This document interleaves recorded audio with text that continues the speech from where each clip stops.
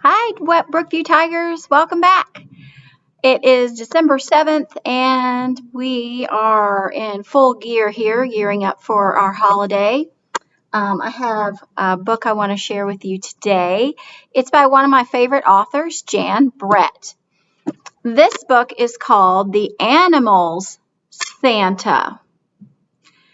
And I want you to pay particular attention to the details that Jan Brett has in her book. She is the author, which means she's the person who writes the words, and she is also the illustrator, which she is the person who draws the pictures.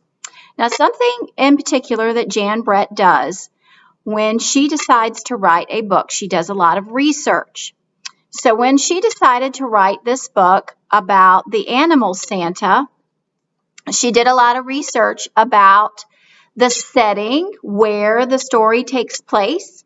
She looked up facts about the region where the story takes place. So the trees that you see are the actual trees that you would see up in the Arctic. The animals that you see in the book look like as the real animals that live in the Arctic. So in the Arctic, they would not have all the animals that you see in this book live in the Arctic region.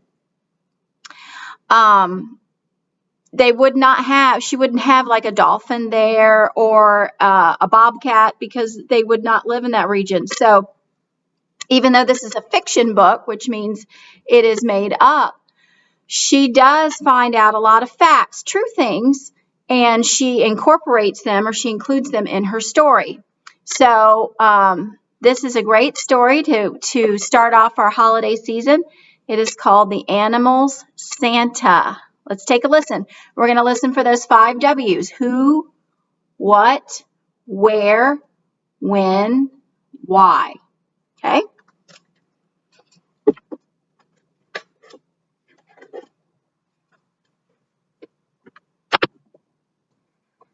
It's your first Christmas Eve, little Snow. The animal Santa comes tonight. Big Snowshoe told his little brother. These are called snowshoe rabbits.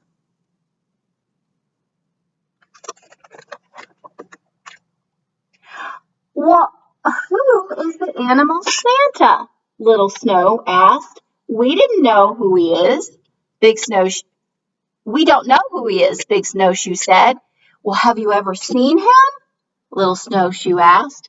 No, we haven't seen him. The forest animals chimed in, but we find presents from him every Christmas.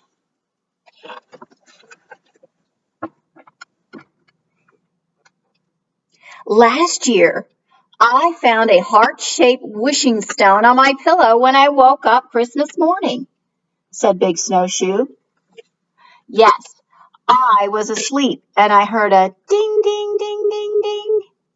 And I opened my eyes and this little bell was right there next to me, said Porcupine.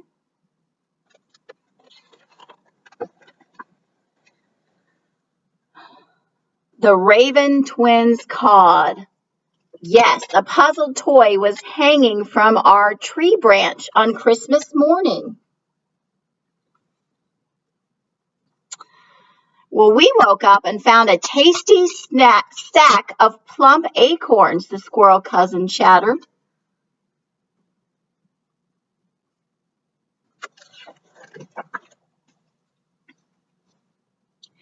Someone left me a brush to fluff off my beautiful tail, said the Arctic fox very proudly. Little Snow hadn't said a word, just sat listening.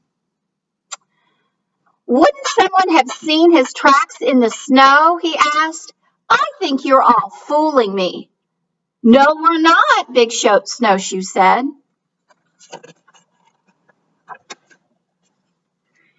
He wasn't sure who the animal Santa might be, but he believed he would come at Christmas.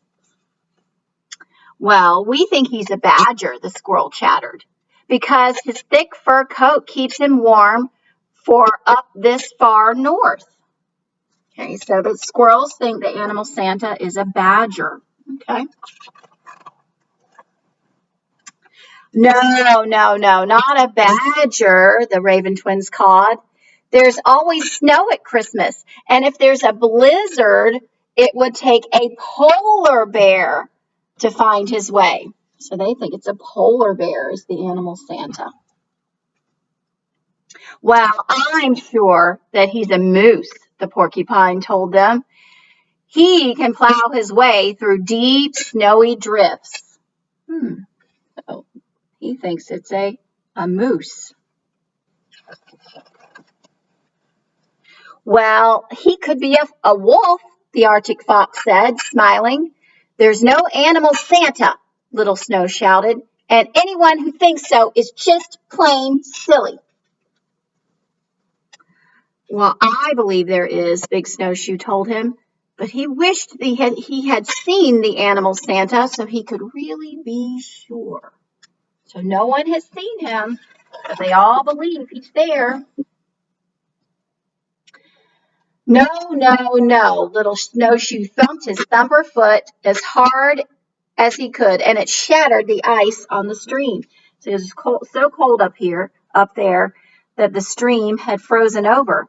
So he was stomping his foot and broke through the ice, and now it's all wet, cold, cold. As the broken bits of ice slid across, and it made a starburst and a jingly, jangly noise as he did that. Why, that is such a beautiful sound, Big Snowshoe thought as he helped his little brother back up the bank and out of the freezing cold water. It's starting to feel like Christmas. Let's go home and get warm. And off they went. The Snowshoe Rabbit family snuggled down for the night. Maybe tonight we'll see the animal Santa, Big Snowshoe whispered. Snore. Little Snowshoe mumbled at him. He was so tired he fell fast asleep. There they are, sleeping. Big Snowshoe was wide awake. Suddenly, he had an idea. He crept out of his bed and went back down to the stream.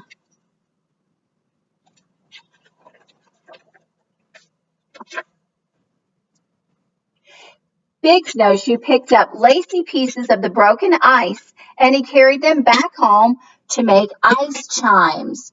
You know, like you've seen those wind chimes when they hang in the trees and the wind blows. They make that beautiful noise because the metal is banging together. Well, he decided he was going to take those broken pieces of ice and make chimes out of them. See what he does. He pulled up strands of hedge grass and he tied them to the delicate pieces of the ice and hung them on the branches of the trees. At the time, there was no wind, so the icy pieces stayed still and quiet. So he's making ice chimes. It was midnight when a silvery note rang through the forest. Then another. It was Big Snowshoe's ice chimes. The rabbit family and the other animals woke up and jumped out of the bed. It's the animal Santa! I wonder. They all went out to check.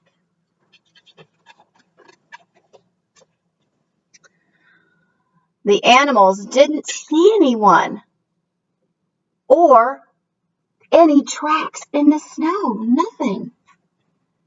Then, as if falling from the moon, a bundle of sweet clover landed at their feet, right out of the sky.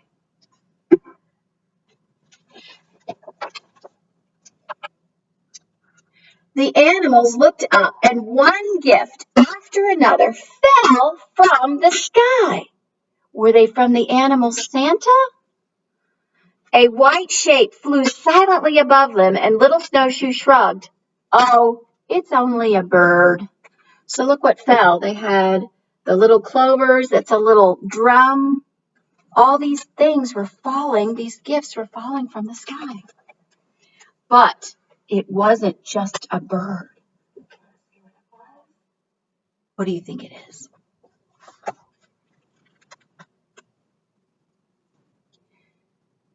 As if he'd heard, the snowy owl turned back and called out, "Merry Christmas, little friends." "Everyone, look!" Little Snowshoe pointed at the sky. "It's the animal Santa!" So the animal Santa is a snowy owl. And the reason they didn't see his tracks is because he flies. There's his little sack of toys. And as he flies through the sky on Christmas Eve, Christmas evening, he drops them, the gifts, out of the sky.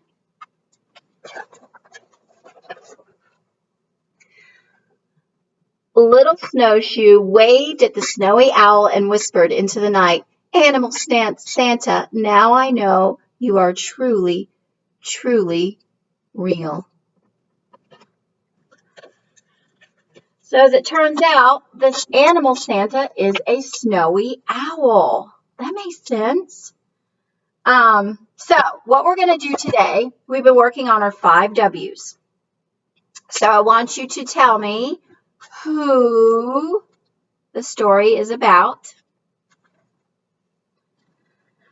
I want you to tell me where the story took place, the setting. When it was a special night. When does the story take place? What happened in the story? What was going on? And finally, why? Why do you think the author might have written this story? Did she just want to tell us a story? Was there a lesson? Why do you think that Jan Brett might have wanted us to hear this story? Why do you think that this story was written? Okay, so you're going to do the 5 whys for our animal Santa. And then if you have time, what I want you to do now, the animal Santa for the Arctic region was a snowy owl. Now, if the setting where it took place, if it was in the ocean, do you think the animal Santa in the ocean would be a snowy owl? Think about it. Are there owls in the ocean? So, if you have time today, I want you to think about the ocean and the animals in it. So, if the animals in the ocean have an animal Santa, which animal do you think it might be? Draw a picture of the animal Santa that would be in the ocean, if you like, if you have time. And I'm excited to see what all fun things you come up with. I know I have one. So I hope you enjoyed our story, and I will see you guys again on Friday. I got another special holiday book I want to share with you this Friday. I hope you enjoy our story, and I will see you again on Friday. Bye.